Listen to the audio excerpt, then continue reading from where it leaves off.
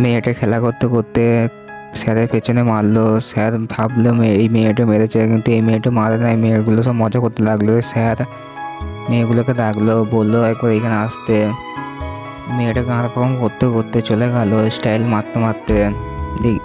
গিয়ে স্যার বললো 2 5 কত হয় যোগ করলে। মেয়েটা 7 লিখে দিয়ে চলে গেল। কত গাঁড় পাকামো মারছে। স্যার বলছে বাংলা মেয়েটা কত গাঁড় পাকামো, তো অনেকগুলো গুণ দিল। মেয়েগুলো তো ভয়েই ঘাস শুকিয়ে গিয়ে লুকিয়ে পড়লো, মুখ লুকিয়ে ফেললো। দিয়ে মেয়েটাকে ডাকলো পাশের একজনকে।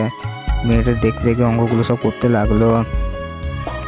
অঙ্কটা করতে করতে অর্ধেক করে স্যার বলছে হয় নাই। মেয়েগুলো হাসতে লাগলো। মেয়েটা বলছে এখন তো কিছুই হয়নি, এই তো এগুলো চালু করব। তারপর মেয়েটা সব অঙ্কগুলো সলভ করে ফেললো। স্যার দেখে অবাক হয়ে গেল। মেয়েটা বলছে দেখুন স্যার হয়েছে। স্যার বললো গাঁড় ফাটা হয়েছে। মেয়েগুলো দেখে তো অবাক হয়ে মেয়েটা খেলা করতে করতে স্যারের পেছনে মারলো। স্যার ভাবলো এই মেয়েটা মেরেছে, কিন্তু এই মেয়েটা মারে নাই। মেয়েগুলো সব মজা করতে লাগলো। স্যার মেয়েগুলোকে ডাকলো, বললো একবার এখানে আসতে। মেয়েটা গাঁড় পাকাম করতে করতে চলে গেল স্টাইল মারতে মারতে। গিয়ে স্যার বললো 2 5 কত হয় যোগ করলে। মেয়েটা 7 লিখে দিয়ে চলে গেল।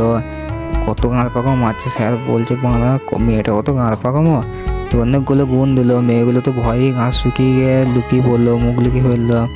দিয়ে মেয়েটাকে ডাকলো পাশের একজনকে। মেয়েটা দেখতে দেখে অঙ্কগুলো সব করতে লাগলো।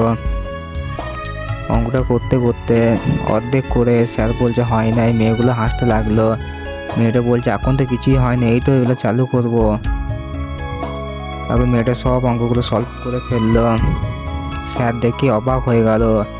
মেয়েটা বলছে দেখুন স্যার হয়েছে। স্যার বললো গাঁড় ফাটা হয়েছে। মেয়েগুলো দেখে তো অবাক